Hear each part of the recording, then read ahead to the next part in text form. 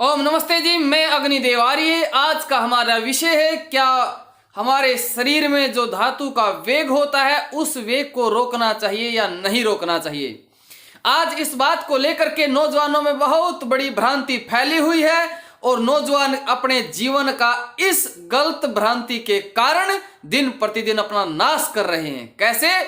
आपको पता है, जब नौजवान के अंदर उत्तेजना आती है तो उत्तेजना आने पर वो सोचता है यदि मैंने इसे रोक लिया तो मेरे शरीर में हानि हो जाएगी, तो रोकूं क्यों। फिर उसने वीडियो सुन रखी है, फिर वो सोचता चलो मैं इससे अपने हाथ से अपनी मूत्रेंद्रिय से गलत काम ही कर लेता हूं, कम से हानि तो होनी है, रोकूंगा तब होनी है, यदि नहीं रोकूंगा कम से कम मजा तो आ जाएगा।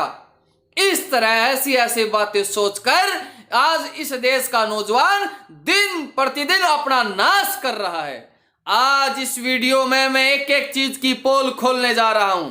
अनेकों वीडियो बना रखी हैं इस देश के नौजवानों को बर्बाद करने के लिए। आज आप अपनी बुद्धि से निर्णय कर लेना क्या गलत है और क्या सही। मैं ऋषियों के प्रमाण देकर बात करूंगा।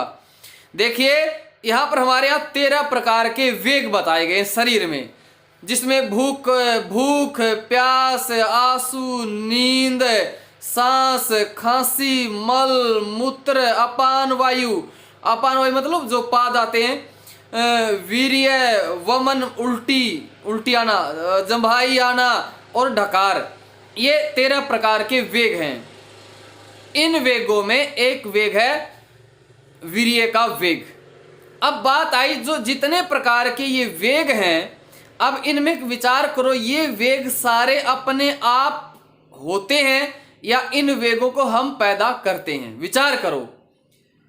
लेकिन एक जो वेग है, अब डकार आई है अपने आप आ रही है, चाहे हमारे अपान वायु पाद आ रहे वो अपने आप आ रहा है, हमें छींक आ रही है वो अपने आप आ रही है, या छींक आने के लिए हम कोई विशेष वीडियो देखते हैं या विशेष हम उसके लिए कोई विशेष बातें सुनते हैं, या छींक आए में उसके लिए विशेष किताबें पढ़नी पड़ती हैं, विशेष चित्र देखने पड़ते हैं, आती है अपने आप। तो इसी तरह ये वेग अपने आप होते हैं। लेकिन एक वेग है वीर्य का वेग। वो वेग कैसे अपने आप नहीं होता, वो हमें लेके आना पड़ता है। उसके लिए नौजवान क्या करता है, कोई अश्लील चीज देखेगा, पढ़ेगा, सुनेगा या कुछ और होगा, तब उसको वेग आता है। तो सीधी सी बात यह है, ये वेग अपने आप नहीं होता, इसे हम पैदा करते हैं। और जिस चीज को हम पैदा करते हैं, जिस चीज को हम स्वयं करते हैं, उस चीज को हम रोक भी सकते हैं। तो इसलिए अब इसको रोकना चाहिए कि नहीं चाहिए, कब रोकना चाहिए कब नहीं रोकना चाहिए, इस विषय पर भी हम विचार करेंगे। उससे पहले एक बात और कर लेते हैं। आपको पता है इसमें भूख का भी वेग है। अब आप किसी प्राकृतिक चिकित्सक से पूछना, किसी डॉक्टर से पूछना जो प्राकृतिक चिकित्सा वाले हैं, कि भूख को रोकने पर, उपवास करने पर शरीर में कितना ज्यादा लाभ मिलता है, पूछना। और किस अवस्था में उपवास किया जाता है, किस अवस्था में भूख के वेग को रोका जाता है, वो चीजें पूछना। अरे लाभ मिलता है लेकिन उसकी एक अवस्था होती है। तो इसी तरह वीर्य के वेग को भी रोकने की एक अवस्था होती है। उस अवस्था में आप उसे रोकते हैं तो आपके शरीर में विशेष लाभ आपको मिलेगा। लेकिन कब नहीं रोकना वो मैं इस वीडियो में जरूर बताऊंगा।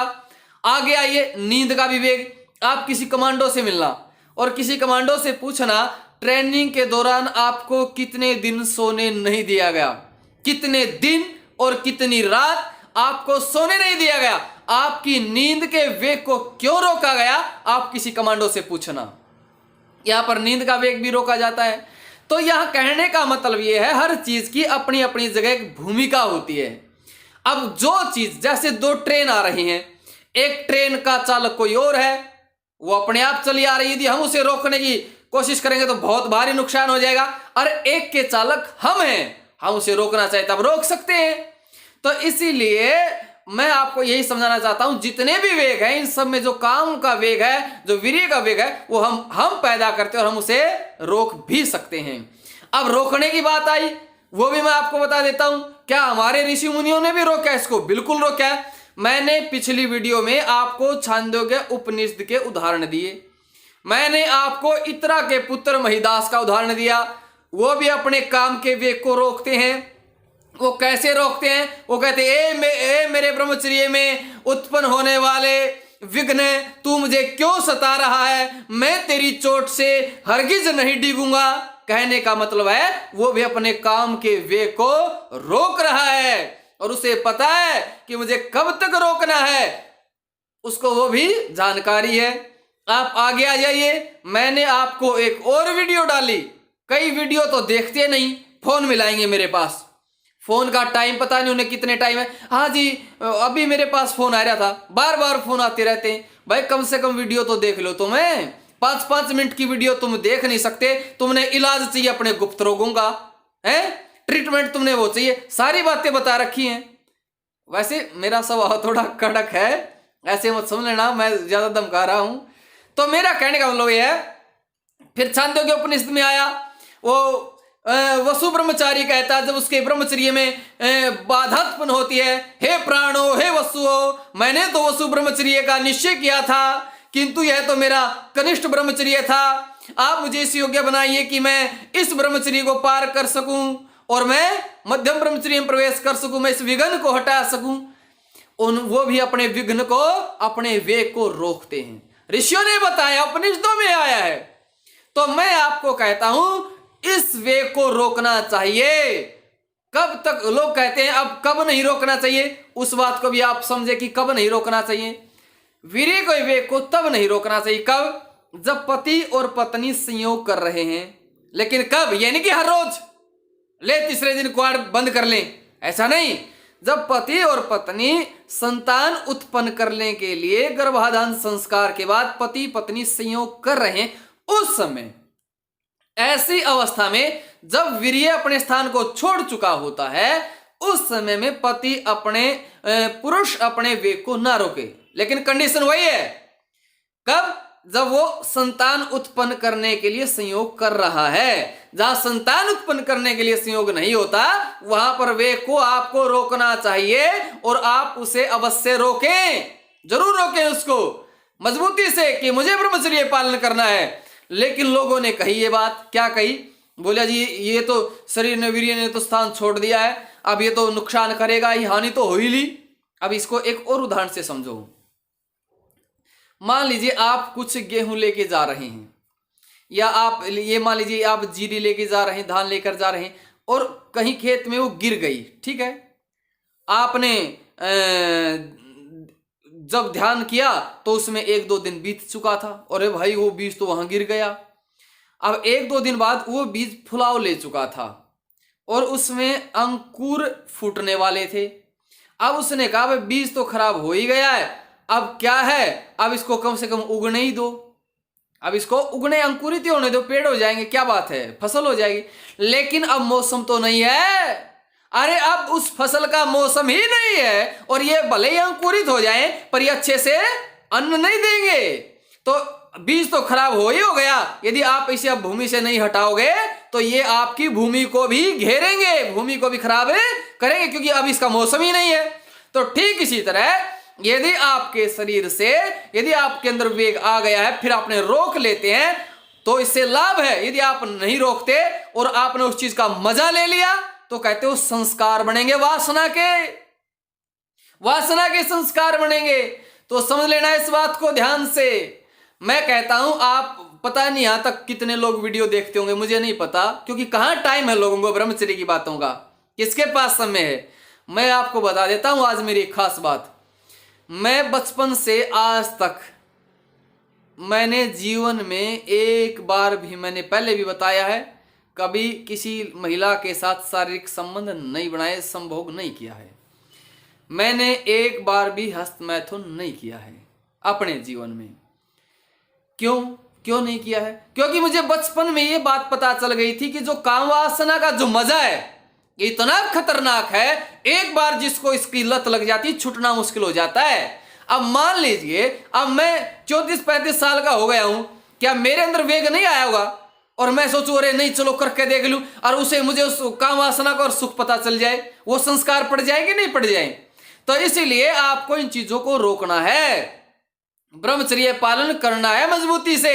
वेग को रोको, अरे नहीं मैं ब्रह्मचारी हूं, मैंने तो ऐसा सुना है कि जिस समय शरीर से वीर्य निकलता है उसी समय आदमी विशेष सुख की, विशेष आनंद की अनुभूति करता है।